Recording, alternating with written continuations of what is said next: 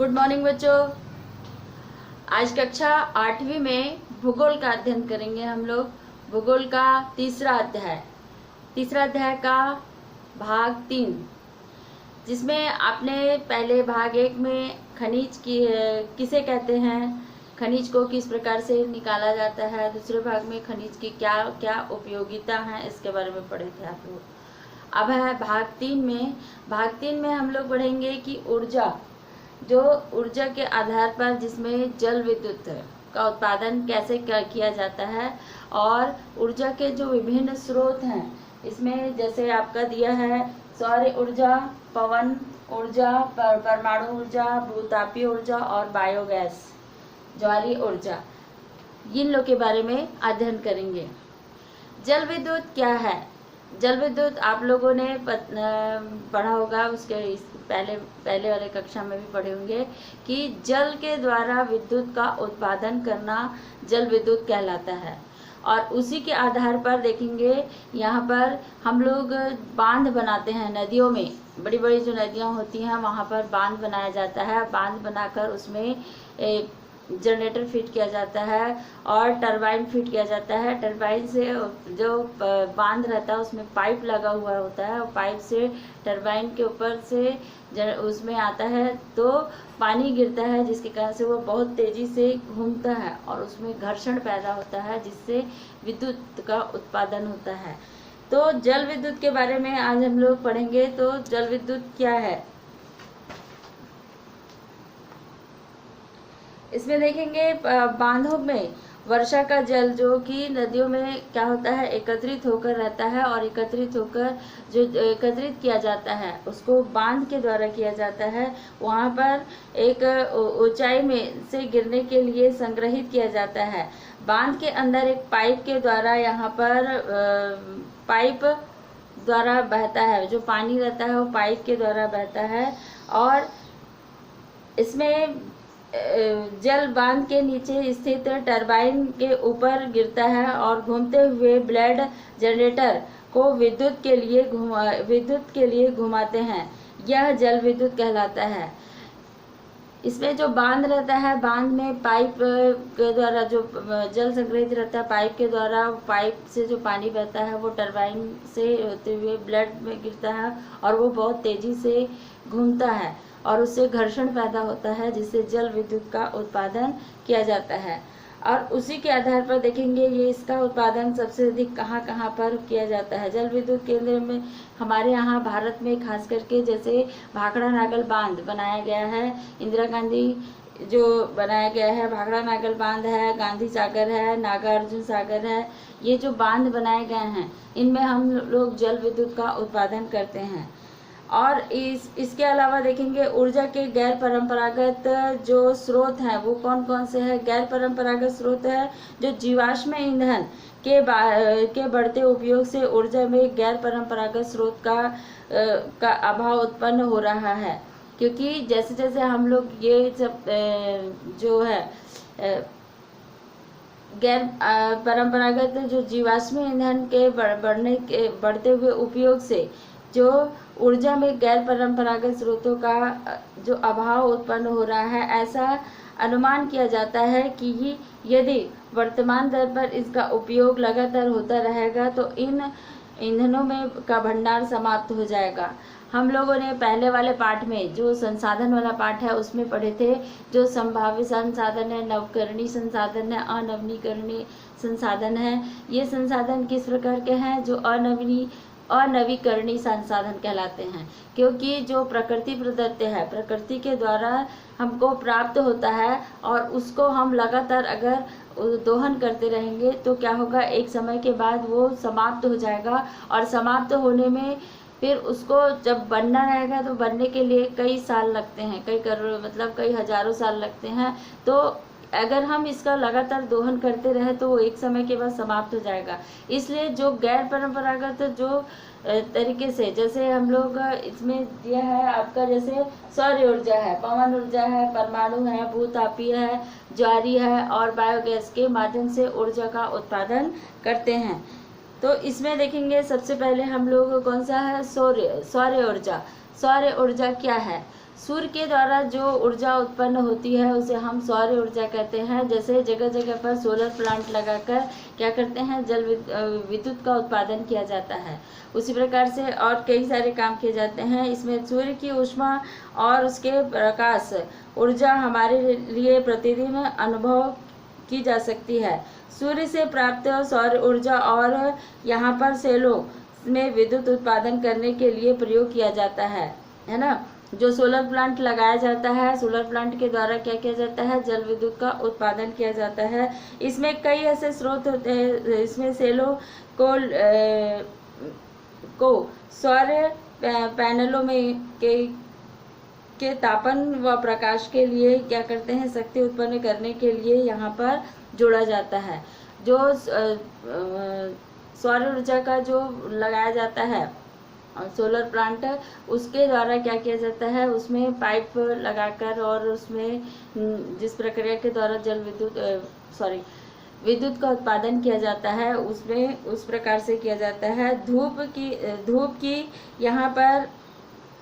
धूप की प्रचुरता जल उष्णकटिबंधीय और देशों के लिए सौर ऊर्जा का उपयोग और प्रौद्योगिकी बहुत लाभदायक होता है। जो क्षेत्र उष्णकटिबंधीय क्षेत्र वाले प्रदेश आते हैं, उष्णकटिबंधीय मतलब जहाँ पर सूर्य की किरणें सीधी पड़ती हैं और धूप बहुत अधिक मात्रा में निकलता है, तो वहाँ पर ये चीज़ का उपयोग बहुत अधिक लाभदायक होता है कि हम इसका उपयोग करके क्या कर सकते हैं, जल विद्युत का उत्पादन कर सकते हैं और सौर ऊर्जा के माध्यम से विद्युत का उत्पादन किया जा सकता है। और उसके आधार पर देखेंगे कई सारे ऐसे काम होते हैं जो सौर ऊर्जा के माध्यम से किया जाता है। जैसे सौर ऊर्जा में सोलर प्लांट है, सोलर कुकर है, ये इसके माध्यम से हम खाना बना सकते हैं और कई सारे ऐसे काम है, मशीनों को चलाया जा सकता है। तो सौर ऊर्जा हमारे लिए उपयोगी होता है, जिसके लिए हमको किसी प्रकार का व्यय नहीं करना पड़ता। अब उसके बाद देखेंगे पवन ऊर्जा। पवन ऊर्जा अधिकांश करके आप लोगों ने देखा होगा, जिन क्षेत्रों में हवाएं बहुत अधिक तेज चलती हैं वहां पर पवन ऊर्जा का उपयोग किया जाता है। पवन ऊर्जा चक्की जिसको कहा जाता है, जिससे विद्युत का भी उत्पादन किया जाता है। और जो पवन चक्की होते हैं किसी चीज़ को पीसने के लिए और विभिन्न काम के लिए किया जाता है। और ख़ास करके देखेंगे जिन क्षेत्रों में समुद्री इलाका में हमेशा हवाएं तेज चलती रहती हैं, जो समुद्री तटीय क्षेत्र में, वहाँ पर इसका उपयोग अधिक मात्रा में किया जाता है। यहाँ पर देखेंगे तीव्र गति से चलने वाली हवाएं जो कि पवन चक्की को घुमाती है और यह विद्युत उत्पादन करने के लिए यहाँ पर जनरेटर से जुड़ी होती है। पवन चक्कियों के समूह के युक्त जो पवन फार्म और तटीय क्षेत्रों में पवन घाटियों जहाँ पर पवन प्रबल और लगातार हवाएं चलती हैं वहाँ स्थित होते हैं। पवन फार्म खास करके देखेंगे यहाँ पर हमारे भारत में तो इसका उपयोग किया ही जाता है, किंतु विश्व के कई क्षेत्रों में भी किया जाता है। और सबसे ज़्यादा पवन ऊर्जा का उपयोग नीदरलैंड में किया जाता है, जहाँ पर आयरलैंड, नीदरलैंड और USA, UK और डेनमार्क वाले क्षेत्रों में पवन ऊर्जा का इस्तेमाल किया जाता है। अब उसके द्वारा देखेंगे परमाणु ऊर्जा क्या है। परमाणु ऊर्जा जिससे हम लोग युद्ध के लिए जो शस्त्र बनाते हैं, बम बनाते हैं, उसका लिए उपयोग किया जाता है। और ये परमाणु ऊर्जा प्राकृतिक तौर पर यह प्राप्त यहाँ पर देखेंगे रेडियो प्रक्रिया द्वारा बनाया जाता है, जिसका नाम है यूरेनियम, थोरियम, जैसे जो परमाणु होते हैं वो। इसमें देखेंगे पदार्थ जैसे थोरियम, यूरेनियम का परमाणु के केंद्र एवं संग्रहित ऊर्जा से प्राप्त की जाती है। ये पदार्थ नाभिकीय रिएक्टरों और नाभिकीय विखंडनों से गुजरते हैं तथा उत्सर्जन ऊर्जा की प्राप्ति करते हैं। और परमाणु ऊर्जा के सबसे बड़े उत्पादक संयुक्त राज्य अमेरिका और यूरोप हैं। जो परमाणु क्षेत्र, परमाणु ऊर्जा के जो सबसे बड़ा क्षेत्र है, भारत में नहीं है, भारत में भी है, लेकिन सबसे विश्व में सबसे बड़ा क्षेत्र यूएसए और यूरोप में है। संयुक्त राज्य अमेरिका और यूरोप में इसका उत्पादन बहुत अधिक मात्रा में किया जाता है। अब उसी के आधार पर देखेंगे भूतापीय ऊर्जा क्या है। भूतापीय ऊर्जा हम उसको कहते हैं जिसमें हम जब पृथ्वी का जो ऊपरी सतह होता है वो वहाँ पर तापमान सामान्य रहता है, किंतु जैसे जैसे हम पृथ्वी के आंतरिक गहराई में जाते हैं वहाँ पर तापमान बहुत अधिक होता है। और तापमान अधिक होने के कारण से भी क्या होता है, यहाँ पर जैसे आप लोग देखे होंगे कि जब कुआं खोदते हैं तो कुआं के अंदर जैसे जैसे खुदाई होती है वैसे वैसे क्या होता है, तापमान बढ़ते जाता है। और अगर आप एक कागज का टुकड़ा जलाकर उसके अंदर फेंकोगे तो कुछ समय के बाद वो क्या हो जाता है, बुझ जाता है, क्योंकि अंदर में ऑक्सीजन भी नहीं होता, वहाँ पर तापमान बहुत अधिक होता है। उसके माध्यम से भी क्या किया जाता है, ऊर्जा का उत्पादन किया जाता है। यहाँ पर पृथ्वी के अंदर गहराई बढ़ने के साथ साथ यहाँ पर तापमान में लगातार वृद्धि होती रहती है। कभी कभी यह तापमान ऊर्जा भूसतह एवं गर्मी जल एवं यहाँ पर गर्म झीलों के रूप में भी प्रकट होती है। जैसे आप देखे होंगे उत्तर अमेरिका वाला जो ग्रेट लेक्स का झील है, वहाँ पर एक गर्म जलधारा है और एक ठंडी जलधारा है। तो पृथ्वी का आंतरिक भाग जब बहुत अधिक गर्म होता है तो कभी कभी कहीं कहीं से गर्म जलधारा वाले झील भी उत्पन्न होते हैं जिसमें गर्म पानी निकलता है। तो इस प्रकार से ये जो भूतापीय ऊर्जा का उपयोग किया जाता है। और उसी के आधार पर देखते हैं हम लोग ज्वारीय ऊर्जा। ज्वारीय ऊर्जा क्या है? ज्वारीय ऊर्जा जैसे देखते हैं समुद्र के तटीय क्षेत्र में आप लोगों को पता होगा कि समुद्र में 24 घंटे में ज्वार और भाटा आता है। ज्वार भाटा 2 बार आता है, जिसके कारण से समुद्र की लहरें बहुत अधिक ऊंचाई तक उठती है और फिर नीचे गिरती है। और उस क्षेत्रों में क्या किया जाता है, यहाँ पर ऊर्जा उत्पादन का कार्य किया जाता है, क्योंकि जो लहरें उठती है उसके कारण से क्या होता है, उन क्षेत्रों में पानी का जो लहर होता है उससे घर्षण पैदा होता है और उससे भी ऊर्जा का उत्पादन किया जाता है। तो इन क्षेत्रों में खास करके देखेंगे भारत में जो तटीय क्षेत्र है, कर्नाटक है, तमिलनाडु है, आंध्र प्रदेश है, मद्रास है, इन क्षेत्रों में इसका उत्पादन अधिक करके किया जाता है। समुद्र के सक्र यहाँ पर मुहाने में बांध का निर्माण किया जाता है और यहाँ पर उच्च ज्वार के समय में ज्वारों की ऊर्जा का उत्सर्जन एवं बांध के स्थानीय टरबाइन को घुमाने के लिए किया जाता है।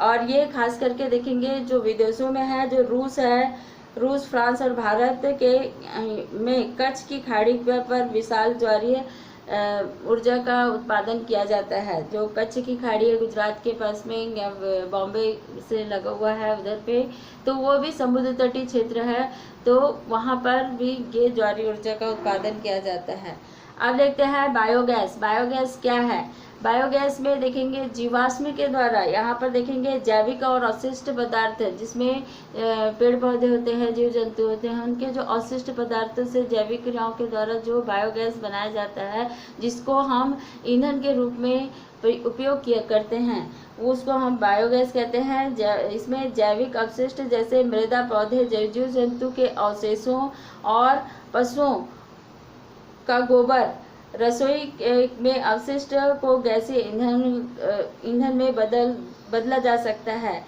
इसे बायोगैस कहते हैं। जैविक अपशिष्ट एवं बैक्टीरिया द्वारा यह बायोगैस संयंत्र को अपघटित होते हैं, जो कि यह अनिवार्य रूप से मीथेन और कार्बन डाइऑक्साइड का मिश्रण होता है।